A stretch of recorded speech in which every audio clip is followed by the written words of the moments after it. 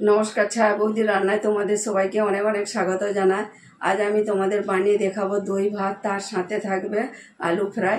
তো আশা করি তোমাদের খুব ভালো লাগবে। প্রথম থাকতে শেষ অবধি ভিডিওটা দেখার জন্য অনুরোধ রইল। চলো আমি তোমাদের কি কি লাগবে বলে দেবো।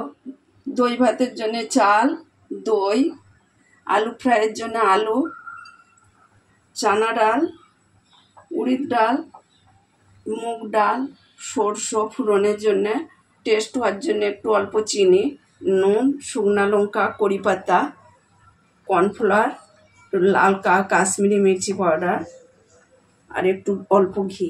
আলুটা আমি প্রথমে সিদ্ধ করে নিয়েছিলাম হলদি দিয়ে, নুন সিদ্ধ করে জল ঝরে ফেলে দিয়েছি। তো এবার আমি মশলা লাগাবো। কর্নফ্লাওয়ার, একটু লাল মির্চি পাউডার। আমি হাত দিয়ে মাখাবো না, এরকম করে মাখিয়ে নেবো।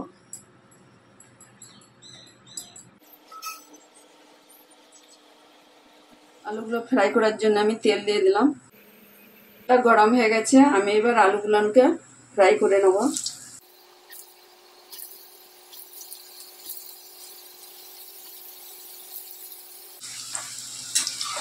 এরকম করে আমি লাল করে ভেজে নেব।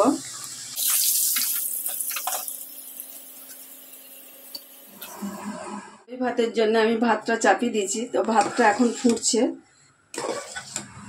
ভাতটা হয়ে গেছে, আমি এবার ভাত নামিয়ে নেব। ভাতের জলটা আমি ঝরিয়ে নিয়েছি। এবার ভাতটার সঙ্গে আমি দই দিয়ে মেখে নেব। অল্প করে নুন দিয়ে দিলাম, টেস্টটা আসার জন্য চিনি দিয়ে দিলাম অল্প। এবার আমি দইটা দিয়ে দেবো।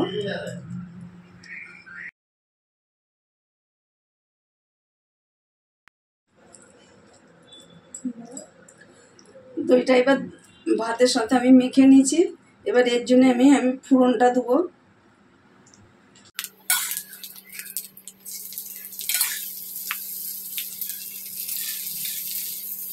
আমি এবার কিছুটা তেল দিয়ে এটা ফোড়নটা দিয়ে মেখে নিচ্ছি।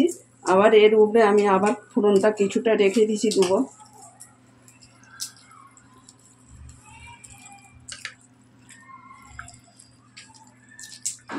দই ভাত আলু ফ্রাই হয়ে গেছে। আমি যেরকম বানিয়ে তোমাদের দেখালাম, এরকম বানিয়ে দেখো, কেমন লাগে কমেন্টে জানাও। লাইক শেয়ার করো। যারা এখনও বন্ধুরা চ্যানেলটিকে সাবস্ক্রাইব করো না, তারা অবশ্যই সাবস্ক্রাইব করো।